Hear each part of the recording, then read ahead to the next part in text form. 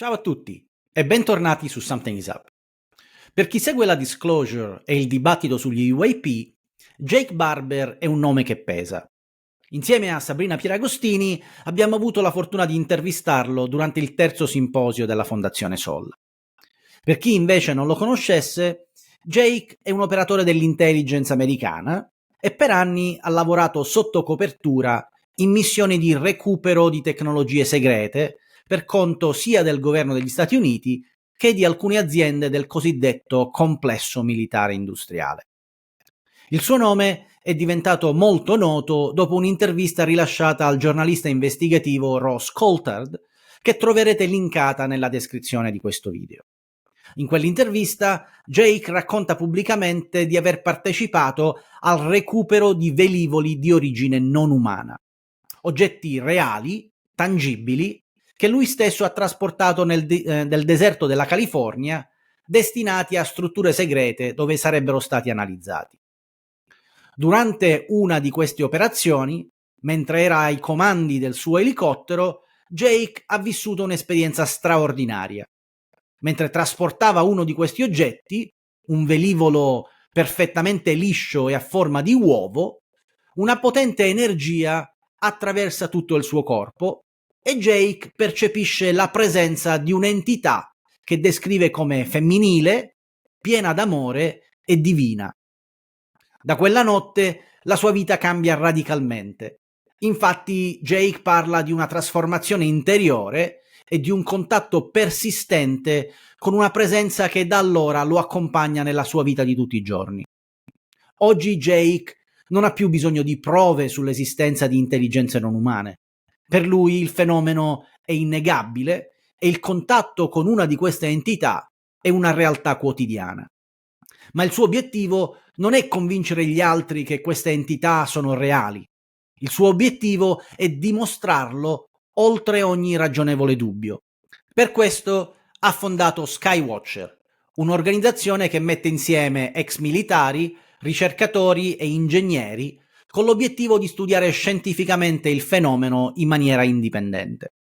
Il team utilizza strumenti di misurazione avanzati, radar, sensori ottici, telecamere speciali, dispositivi elettromeccanici, eccetera, insieme a tecniche di interazione cosciente chiamate psionics, che mirano a stabilire un contatto diretto e documentabile con il fenomeno. E Skywatch dice di aver già avuto parecchio successo nell'interagire con diversi oggetti misteriosi ripresi nei nostri cieli. I dati che hanno raccolto saranno presto resi disponibili a un pubblico più ampio. Ma anche se un giorno riusciremo a dimostrare a tutti che non siamo soli, resteranno domande ancora più profonde. Chi sono questi esseri e perché sono qui? Quali sono le loro intenzioni? Per rispondere a queste domande, la scienza da sola non basta. Serve anche il contributo di chi, come Jake e tanti altri, hanno vissuto il contatto in prima persona e hanno aperto un canale di comunicazione con questa realtà che molti di noi ancora non percepiscono. Quella che state per ascoltare è la prima intervista rilasciata da Jake Barber al pubblico italiano e, a mio avviso, probabilmente rivolta in particolare alla Chiesa Cattolica, per aprire un dibattito che le permetta di giocare un ruolo di protagonista nel processo di disclosure e non di gregario dei vari governi. In ogni caso, questo è stato un dialogo intenso con una persona che non parla per ipotesi, ma per esperienza diretta. Prima di iniziare, vi ricordo cortesemente di iscrivervi al canale e anche alla nostra newsletter su Substack, troverete il link nella descrizione di questo video, per ricevere un riepilogo sul mese appena concluso e gli aggiornamenti sui nuovi episodi e sugli ospiti in arrivo. Buona visione! Hi everyone, and welcome back to Something is Up. For those following the disclosure movement and the conversation about UAPs, Jake Barber is a name that carries weight. Together with Sabrina Pieragostini, we had the privilege of interviewing him during the third symposium of the SOL Foundation in Italy. For those instead who don't know him, Jake Barber is a former US intelligence operator. For years, he worked undercover on recovery missions of secret technologies for the United States government and private corporations within the so-called military-industrial complex. His name became known after an interview with investigative journalist Ross Coulthard, which you'll find linked in the description below.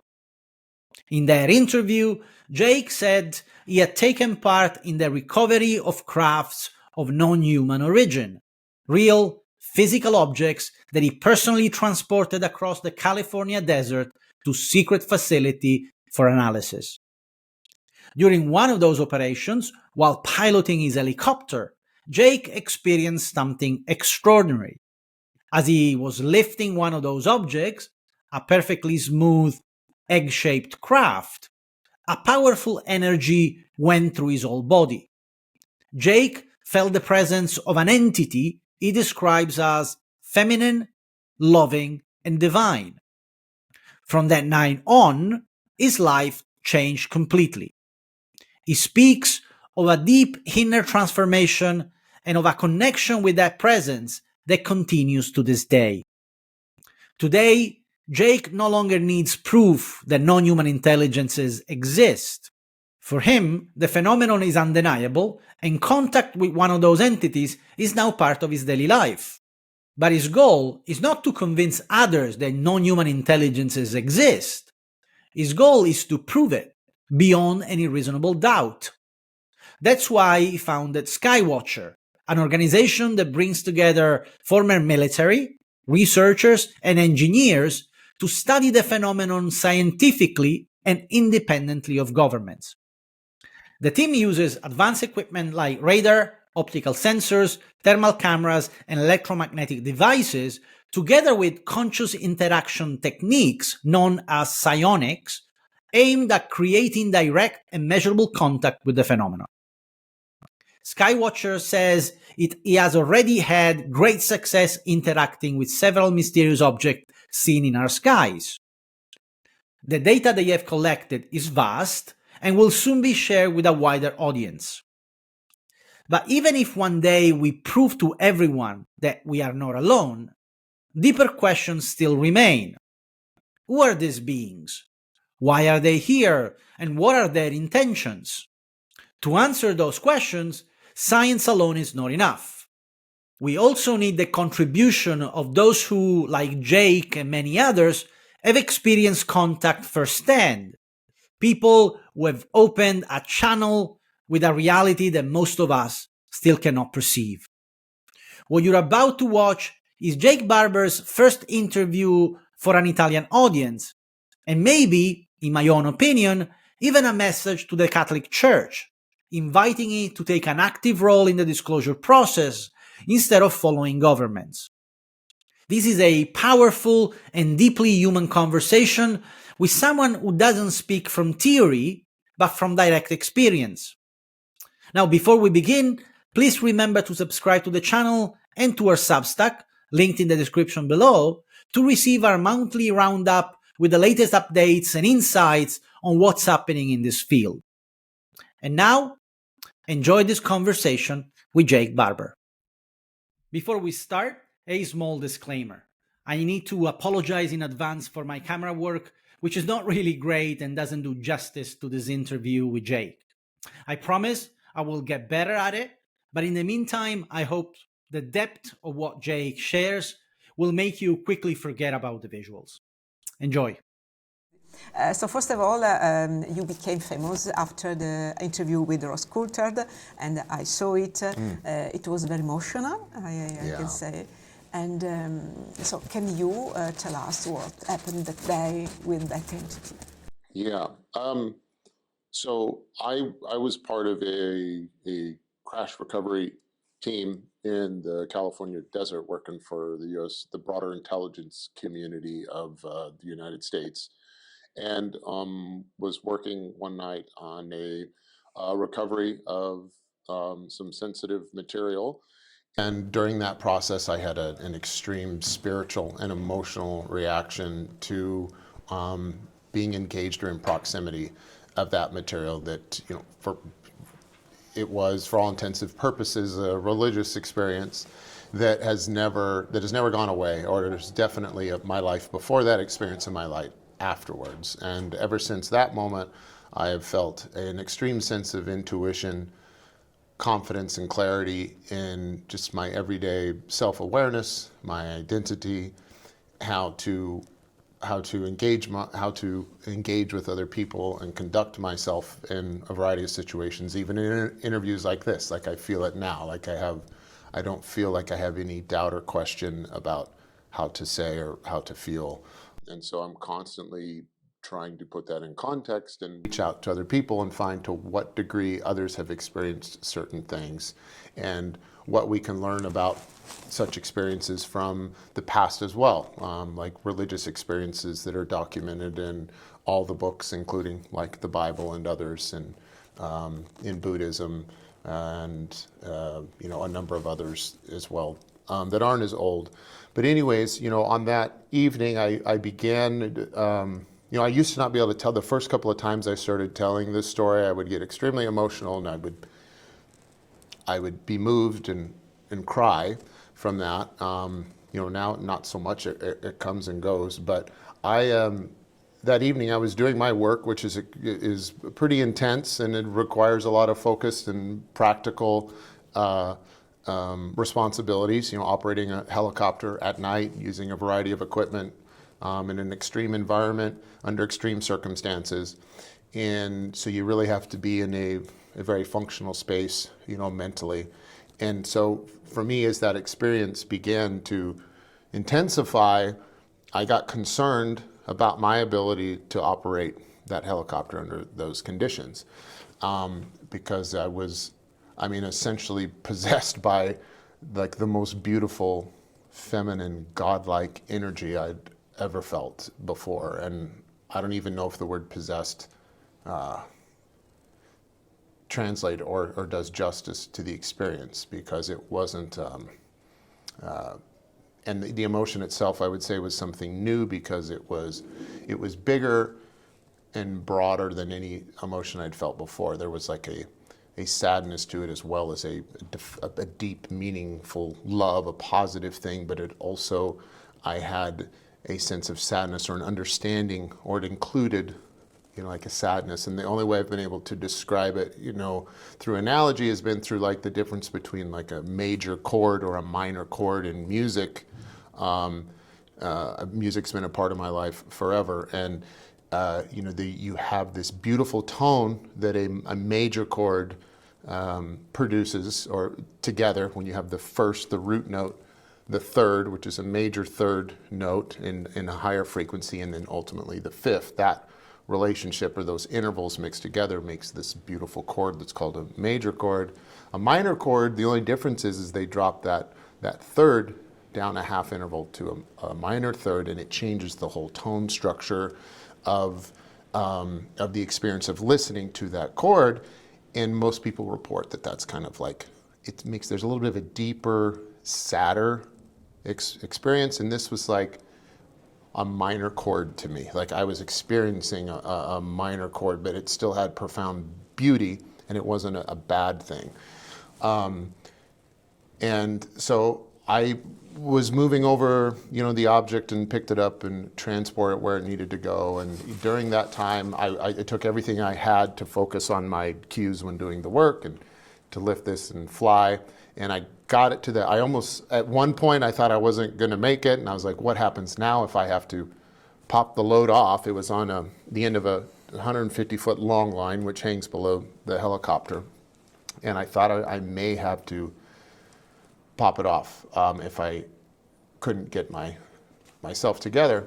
But I made it to the site, and as I got rid of it and flew away, the experience decrescendoed, let's say, and got quieter, and eventually, went away and established this lower level resonance that has stayed with me the rest of my life. And it was something I didn't talk about with hardly anyone, because I was, just trying to figure out, did I have a mental or emotional breakdown?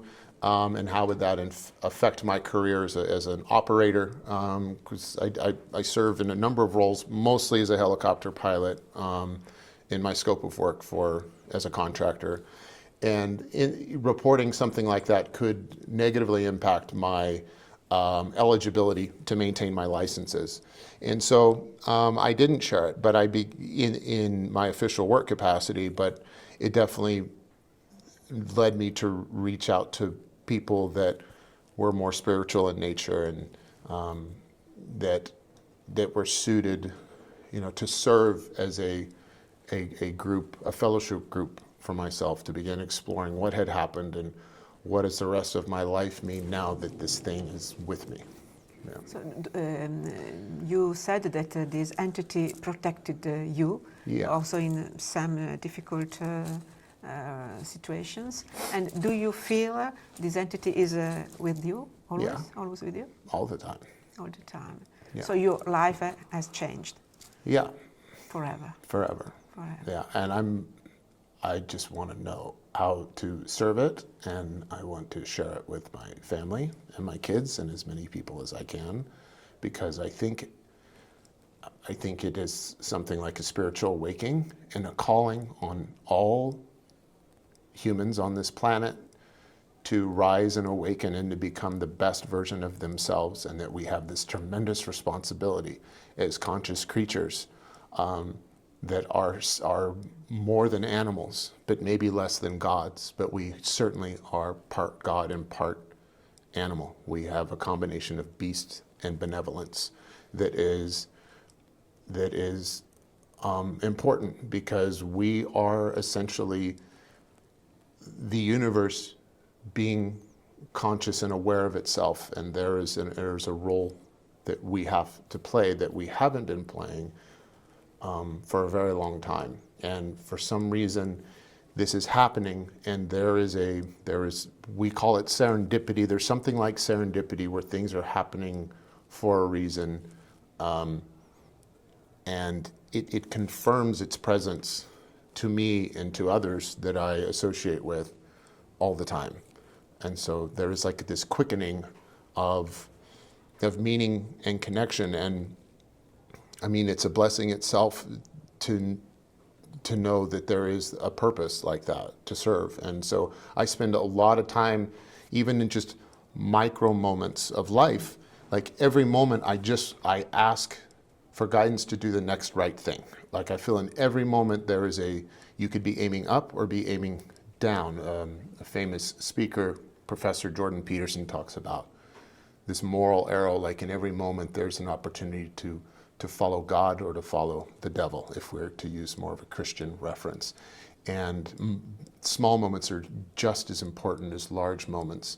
And in every moment you should be looking to aim up. So I'm always referencing the spirit and asking it for, just help me to do the next right thing and to see the right next thing to do.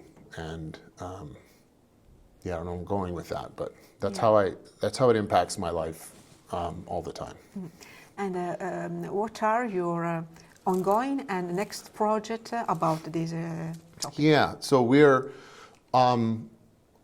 our project, that's more of my personal experience. In the professional side of things, we founded the organization Skywatcher, and Skywatcher is basically an aerial intelligence backbone to some of our scientific our goals for scientific discovery and exploration. So we spend a lot of time trying to interact with the phenomenon and collect data. Through that experience led me to understand that there is an ability within the human capacity to have this relationship, this connection with non-human intelligence and active UAP or UFOs, objects and phenomenon which display characteristics in the sky as well as underwater and on the ground. So after that experience and my reaching out quietly to understand what was going on, I found that there was a lot going on. And so what we do now through Skywatcher is we use two methods of signaling to try and elicit a response from non-human intelligence. One of those we call neuromeditative interaction, which is our fancy scientific word for what we call psionics, is more of our rock and roll casual term for that. But it's essentially a human ability to use consciousness as a bit of an interface or a frequency to interface with more of a universal consciousness, which we believe exists in all living things in the universe, and then play within that consciousness to communicate with other living things and ask them to show up and show themselves, and then be able to measure that interaction with practical instrumentation like radar, electrical optical cameras, more vintage film-based cameras, thermal, as many measurements as we could take to prove that there was a correlation and that this entity did show up in some way. We also have another form of signaling we call electrical mechanical, which is more of a nuts and bolts based generated signal which goes out into the atmosphere and attracts UAP as well, of a variety of classes. A lot of times there's a difference between the two. So when we run our electrical mechanical signaling, which is the rock and roll name for that is dog whistle, when we blow the dog whistle, we get things to show up, anomalies to happen in the sky and around us as well. So we're collecting data in those moments when that happens. And we're in the process of, we conducted our first 6 months of field operations of data collection for both of those signaling methodologies from January to June of 2024. And we're in our third level of our discovery framework, where now we're processing that data and trying to line up all the correlation of measurements and package that in a way that would allow us to move to our level 4 within discovery framework, which is independent verification and peer review, in which we open up our findings to peers and other qualified bodies to help us assess and point out where, in fact, anomalous things happen that justify further and deeper investigation and broader involvement from other agencies to come out and entities to come out and play with us in the field. And our ultimate goal is then to get proof, scientific proof, as well as incidental to that proof, more firsthand experiences.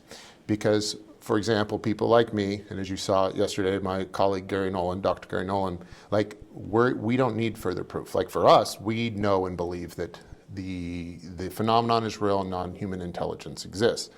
But short of everyone on the planet having their own firsthand personal experience, we need to do the work to conduct scientific investigation and provide respectable evidence so that people can begin to let that evidence absorb and motivate them to make changes in their own life, whether that is through their cultural, their spiritual orientation, but also on a very practical side, which is what technology, what tools and toys can be built from what we are learning from these experiences, what goods and services could be spawned by the new discoveries that are being made by what we're learning from our experiences in the field. And so that is ultimately where this goes. And of course, I mean, your imagination can run wild and probably can't even run wild enough, because the reality of what lies hidden in that knowledge are things we can't even begin to imagine. Jake, if I can ask a question. We're here today at the third symposium of the SOL Foundation, which is not only a great place to meet people investigating this phenomenon, but also a place where much of the audience consists of so-called experiencers. And yet, we still don't see science bridging the gap between human experience, which is essential for understanding this phenomenon, and the scientific method. We're still operating in silos. Do you think that what we're witnessing here is just a phase 1, where science first needs to prove to the wider public that the phenomenon is real? Because as you said, you already know that it's real, but at some point we'll also need to explain what it actually is. And to do that, we need to integrate scientific inquiry with human experience. But how do we do that? So the scientific method is a very important tool but it's a machine that requires certain things be fed into it for it to service in the way that it was designed and has for centuries. And so the scientific method, you first have to have something worthy of deploying it. And there has to be some motivation there, or some belief that there's going to be a worthwhile outcome at the end of it, or at least plausible. So that's already something like a preliminary hypothesis that has to be put in place. So when we talk about people having experiences that are so abstract or ethereal or personal, science to date at large hasn't been able to even formulate its own hypotheses or theories that most have felt was worthy of deploying the method to begin with. It's like, where do you start? Because the burden of scientific method is you have to first have data that can evolve to evidence, and evidence that can ultimately evolve to proof. Well, that's a trajectory, which is something like a path, and you have to understand what that course looks like. So for a lot of personal experience, because it's highly subjective, it's highly cognitive, and there isn't a lot of data to begin with, and it's what we call preliminary observations or anecdotal data at level 1. You have to start with that and then begin to generate more sanitary, deliberate data, and be able to, have a data collection process that's repeatable and respectable. And unfortunately, just getting past that level 1 of preliminary observations, anecdotal evidence, which are reports, is really tough, because most people don't even, it's hard to photograph things. You could have photographs, you can have videos, but in this day and age, we're almost worse off for being more technologically advanced than we were decades ago, because now the credibility of photographic and video evidence is so low because it can be artificially generated by anyone with the phone. So we're in this dichotomy where, at least on that one portion of preliminary observations or anecdotal evidence, everyone on the planet almost does have a phone. So everyone's walking around with a camera and can film stuff. But they have to be pointing and shooting it at something at the right time when something appears. And then B, it's not something you can really take to the bank, because we don't have enough information there that tells us it's a legitimate experience. On the other side, the cognitive sciences have made some progress here, but how to have all of that work towards some theory that we're trying to work to establish that there is a non-human intelligence at play is going to require lots and time of energy from credible, credentialed scientists, and it's a lot of it, unfortunately, is as simple as money. Like, these people, to do this right requires a lot of time and expertise. So you have to employ professionals to make this a priority in their day-to-day life. And just like any of us, you wake up every day and you've got stuff to do. You got to brush your teeth, take the kids to school, go to the grocery store. And if we aren't allowing the right people the financial stability and professional respect to task them on deploying the scientific method to look into this subject, we're not going to get anywhere, because you're relying on someone to do it as a hobby, or you're relying on some independent capital or venture to want to spend quality time doing this. And without a real clear understanding of how, again, this translates into tools and toys or goods and services, like we just heard Anna speak about, then it doesn't justify really an entrepreneurial effort, because the return on investment can't really be defined well. Like, I get asked all the time by investors, like, Skywatcher, we'd like to invest. What's the return on investment? And I go, it's nothing. It's crap. We're not going to get your money back. We're not here for that. Like, I don't know how this effort turns into a profit for you. I don't know how you profitize our findings. And a lot of good science is done with no obligation to profit. And so hopefully that answers that. Yes. Thank you very much. Thank you very much. You're welcome. Mr. Barber. Thank you so much for watching. Something is Up is still at the very beginning, so every bit of support makes a huge difference in my ability to bring you more amazing stories and incredible guests. If you enjoy this conversation and feel called to support the channel, I'd be super grateful if you could just click the like and subscribe buttons and share the video with anyone you think might enjoy. Thanks again, and I'll see you in the next episode. Grazie di cuore per aver seguito questa puntata di Something is Up. Il canale è ancora agli inizi e il tuo supporto può davvero aiutarmi ad attrarre altri ospiti straordinari con storie incredibili. Se questa conversazione ti è piaciuta, ti sarei immensamente grato se mettessi un mi piace, ti iscrivessi al canale e condividessi il video con persone che potrebbero apprezzarlo. Grazie ancora e ci vediamo al prossimo episodio.